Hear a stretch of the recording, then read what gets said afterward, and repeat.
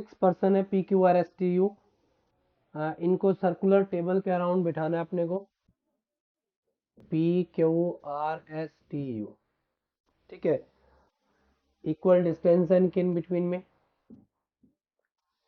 अब देखो इसने अपने को इनका फेस नहीं बताया कि ये इन दी सेंटर है या आउट ऑफ द सेंटर है।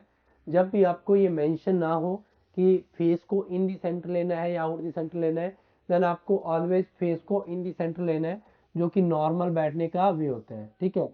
जैसे ही वो उसने यदि आपको आउट ऑफ द सेंटर करवाना है तो वो स्पेशली मेंशन करेगा कि फेस है वो आउट ऑफ द सेंटर है।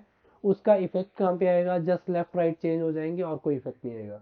फॉर एग्जाम्पल ये पर्सन है तो इसका लेफ्ट ये है, राइट ये है, जैसे ही आउट ऑफ द सेंटर आएगा तो इसका राइट ये होगा, लेफ्ट ये होगा, तो लेफ्ट राइट चेंज होंगे और कुछ भी चेंज नहीं आएगा। बट उस केस में स्पेशली वो मेंशन करेगा।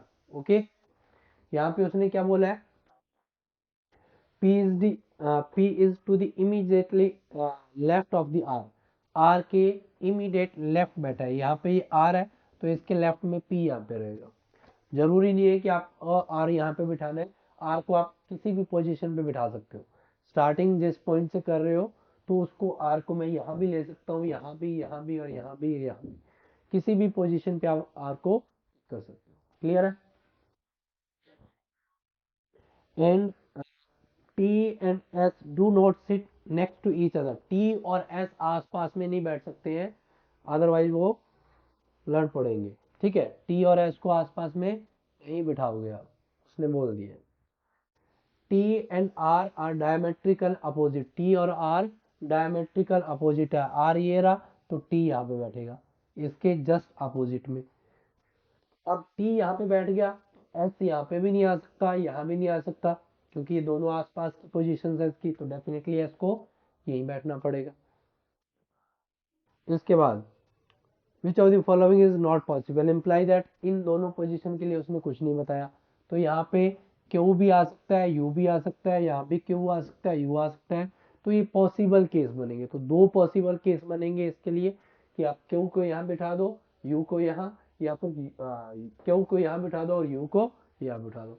तो ये दो पॉसिबल केस है, उसके यहाँ पे अपने को कंक्लूजन देना है।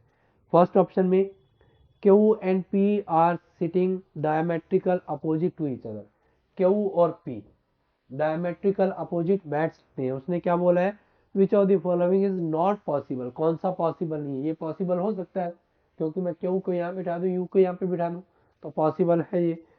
P and U are sitting diametrical opposite, P और U भी diametrical opposite बैठ सकते हैं। उस केस में U को यहाँ बिठाओ, Q को यहाँ बिठाओ।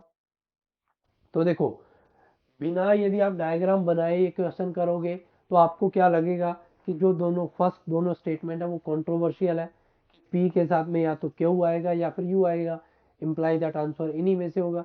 तो आप यदि गैस करके आंसर लगाओगे तो आपका आंसर गलत होगा, क्योंकि इस केस में दोनों ही पॉसिबिलिटीज हैं।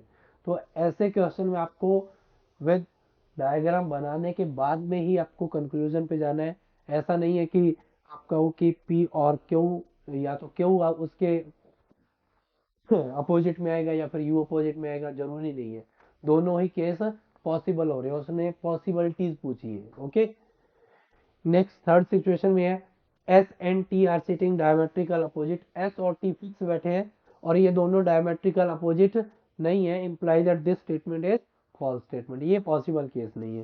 फोर्थ स्टेटमेंट में एस और क्यू डायमेट्रिकल अपोजिट, ये भी पॉसिबल है, ऐसे यहाँ पे है तो क्यू को यहाँ पे बिठा दो, ये भी पॉसिबल केस बन जाएगा। तो आंसर हो जाएगा आपका ऑप्शन सी, जो कि फॉल्स स्टेटमेंट। ओके।